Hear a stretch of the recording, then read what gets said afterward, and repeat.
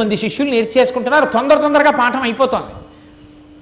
ఒక రోజున ఒక పిల్లాడు ఉన్నాడు. ఏదో లెక్కలంటే విసుగున్న పిల్లలు ఉంటారు. అలాగే వ్యాకరణం అంటే సూత్రాలు అవి బాగా శ్రద్ధతో వినాలి. వాడికి పాపం అసలే కొంచెం మందమతి. వాడు ఎక్కడో గౌడదేశం నుంచి వచ్చాడు ఆయన. గౌడదేశం అంటే మన ఇప్పుడైతే బెంగాల్, పశ్చిమ బెంగాల్, కలకత్తా ప్రాంతం, అక్కడి నుంచి వచ్చాడు. ఆయనకి సంస్కృతంలో చెప్తున్న పాఠం తొందరగా తలకెక్కేది కాదు. అబ్బో ఇదంటారు అదంటారు, ఆ వ్యాకరణం ఏమిటో, ఆ సూత్రాలు ఏమిటని ఆ గురువుగారు చూసొచ్చారు. ఎట్లే కాసేపు అలా బయటికి పోయొద్దాం, కాస్త మనకి ఈ సేద తీరుదామని ఆయన చల్లగాలి పీల్చొద్దామని బయటికి వెళ్ళిపోయాడు.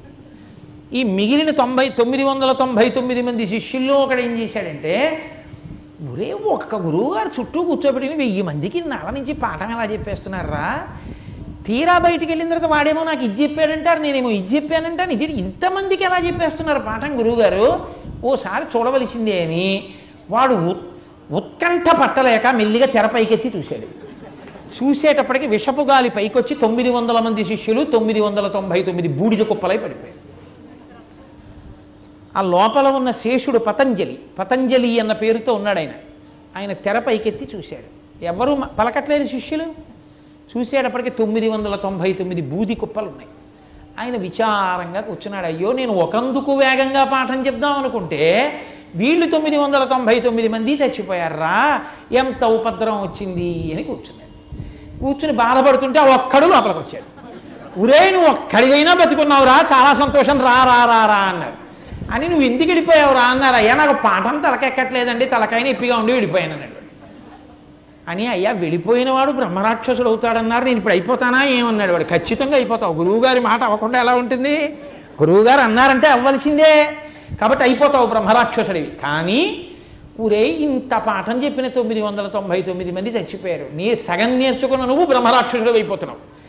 కాబట్టి ఇంకా మళ్ళీ కొత్తగా శిష్యుల్ని కూర్చోబెట్టుకుని పాఠం చెప్పి వాళ్ళందరికీ మహాభాష్య ప్రచారం చేసిన తర్వాత నేను ఎప్పటికీ తరించను, నేనెప్పుడు ఆత్మస్థానంలో కూర్చోను, ఇది కుదిరేలా కనపట్టలేదు. కాబట్టి ఒక పని చేస్తాను, ఇప్పుడు అవతార పురుషులైనటువంటి వారు మాత్రమే ఎక్కడో ఎవరో ఒక్క శిష్యుడికి అవసరాన్ని బట్టి అలా అనుగ్రహిస్తారు. కాబట్టి అలా అనుగ్రహించాడు పతంజలి.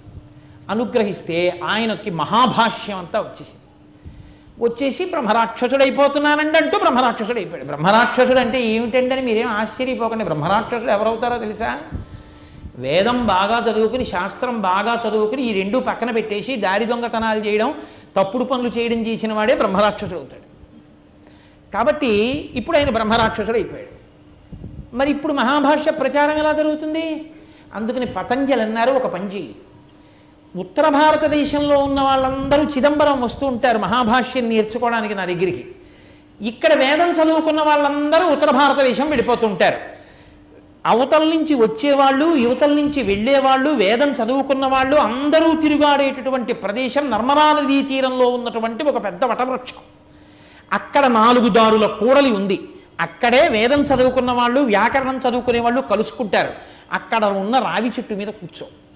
వచ్చిన ప్రతి వేద పండితుడిని నేను నీకు కొన్ని ప్రశ్నలు చెప్తాను, ఆ ప్రశ్నలు వేయి, సరి అయిన జవాబు చెప్తే వాడికి మహాభాష్యం నేర్పు. వాడు మహాభాష్యం నేర్చుకుంటాడు, నీ బ్రహ్మరాక్షసత్వం పోతుంది. పోయిన తర్వాత తపస్సు చేసుకో. నీకు అలాంటి శిష్యుడు దొరకనంత కాలం నీ ప్రశ్నకి జవాబు చెప్పకపోతే వాడిని నువ్వు తినేస్తుంది. అంటే ఈయన వటవృక్షం ఎక్కి కూర్చున్నాడు. నర్మదా నదీ తీరంలో వటవృక్షం మీద కూర్చుని వచ్చే పోయే పండితులందరినీ మిమ్మల్ని ప్రశ్న అడుగుతానని అడిగేవాడు. వాళ్ళు పాపం తెల్లమొహం వేసేవారు, వేయగానే వాళ్ళని తినేస్తుండేవాడు. అలా కొన్ని సంవత్సరాలు అయిపోయింది. ఆ ప్రశ్నకి జవాబు చెప్పేవాడు దొరకలేదు. చూసి పతంజలి అనుకున్నారు, వీడికి మహాభాష్యం ఇచ్చారు, ఈ మహాభాష్యం పుచ్చుకునేవాడు దొరకట్లేదు, నేనే మళ్ళీ అవతార స్వీకారం చేసి మళ్ళీ నేనే అటువంటి శిష్యుడిగా పుట్టేసి వీడికి శిష్యుడిని అవుతాను నేను. ఇప్పుడు అవి నేను నేర్చుకుంటాను, మళ్ళీ మహాభాష్యం నేర్చుకుని మళ్ళీ నేనే ప్రచారం చేస్తానని ఆయనే కాశ్మీర దేశంలో చంద్రగుప్త శర్మ అన్న పేరుతో పుట్టారు.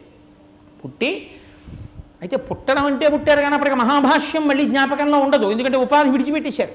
ఇప్పుడు మళ్ళీ గురుముఖత నేర్చుకోవాలి. ఈ వటవృక్షం దగ్గరికి వచ్చారు. వచ్చేటప్పటికి బ్రహ్మరాక్షసుడు ఆపి ఎక్కడికి వెళుతున్నావు అన్నాడు. చిదంబరం వెళుతున్నాను అన్నాడు. దేనికని అడిగారు. పతంజలి దగ్గర మహాభాష్యం నేర్చుకోవడానికి. పతంజలి ఇప్పుడు లేరు, మహాభాష్యం అంతా నాకు ఇచ్చేశారు, నేను నీకు మహాభాష్యం ఇస్తాను, కానీ నేను అడిగిన ప్రశ్నలకి జవాబు చెప్తావా అన్నారు.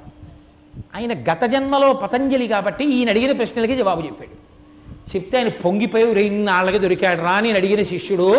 కాబట్టి నీకు నేను మహాభాష్యం అంతా చెప్పేస్తాను, కానీ ఇంకా బ్రహ్మరాక్షసుడిగా ఉన్నాడుగా ఆ వ్యగ్రత. కానీ 2 నియమాలు.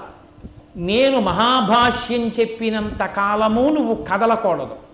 నీళ్లు తాగుతాను, స్నానం చేస్తాను, నిద్ర వస్తోంది, అన్నం తింటాను ఇలా అనకూడదు. నేను చెప్పినంతసేపు తలెత్తకుండా రాసేసుకుంటూ ఉండాలి.